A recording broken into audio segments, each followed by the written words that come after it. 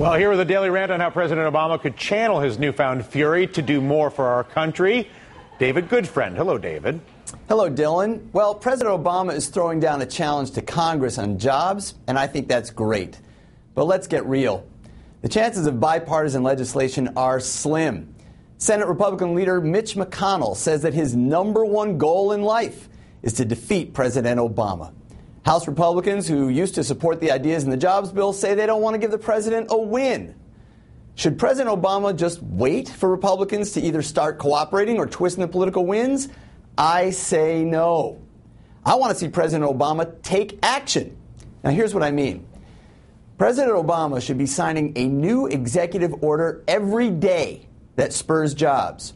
Now, some people might say it would only be symbolic or would barely move the needle on jobs, but I disagree.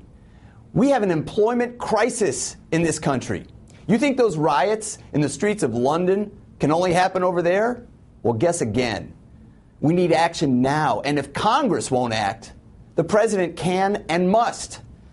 We could ask some really smart people to come up with thousands of executive actions the president could take to spur jobs, but just to prove to you that this stuff is not rocket science, I'm going to give you two of my very own David Goodfriend originals right here on the Dylan Ratigan Show. So number one, bring home the other troops. We have north of 50,000 troops in Germany and Japan. What, are we afraid World War II might break out again? They're over there spending your tax dollars on schnitzel and sushi instead of spending it here at home. How about President Obama orders them back stateside to help with, Homeland Security?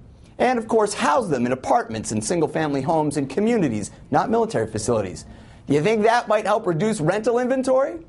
You think the men and women of the U.S. military might buy some electronics or pizzas here in the USA? Here's idea number two. Give the federal contracting preferences to any business in a zip code with worse than average unemployment. When Uncle Sam buys something, there usually is a competition for that business. I think there's enough flexibility in the federal contracting law for the president to order all federal agencies to add some extra points to a bid that puts jobs in some of the hardest hit parts of the country. All else being equal, a bidder in Detroit, for example, where unemployment is worse than the national average, ought to beat a bidder in D.C., where it's better. Now, I know the legal and political and policy arguments that can be thrown up against these ideas. Well, let them have at it. But just take action, Mr. President. If they want to fight you on this, then let's welcome that fight. In the meantime, maybe we can put a few good men and women to work. Dylan? So there's an increasing, I don't know how to say this. Yes. Do you actually believe that your president actually wants to do the things that you want him to do? Do I believe that he wants to? I believe he wants to help the American economy, but I'm saying something a little different, No, let's Dylan. stop there. So you believe this president wants to help the American economy, correct? You believe that? You're going to make this painful on me, aren't you, Dylan? Yes, I am. I'll tell you what. If I were president... Well, you can change your answer. But there's an interesting psychological phenomenon here, which is if the president would just do what we all, in quotes, really know he wants to do, but he just for some reason won't do it because nobody wants to come to terms with the fact, guess what? This guy might not want to do it. Well, I'm not willing to go that far. I really do believe that he wants the economy to improve, but I do believe also, Dylan, that he may be too reluctant to push the envelope. And I say, look at what we've seen presidents do in national emergencies before. You know, President Roosevelt pushed the envelope, went up against the Supreme Court, even threatened to pack the court with extra justices until they would accept his emergency New Deal program. Some people said that really crossed the line. But I think the first step, Dylan, is to accept that we really are in a crisis. Yeah. Not enough people accept that. Yeah. This is a crisis. Oh, yeah, I know. Believe me, you know that I know. So here's the other thing. This is a crisis. It's a crisis that is driven by a banking, trade, and tax system that is sucking money out of our country. Right.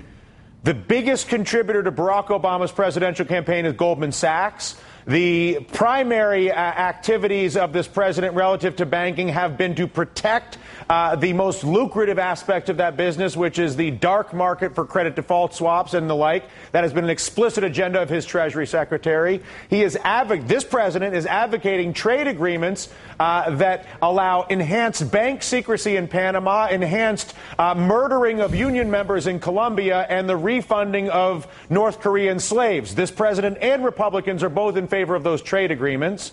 And this president renewed the Bush tax cuts for millionaires. Those are actions. Those are not words. This guy's a great talker. Everybody loves to talk. This is a man who has taken action. Barack Obama has taken action.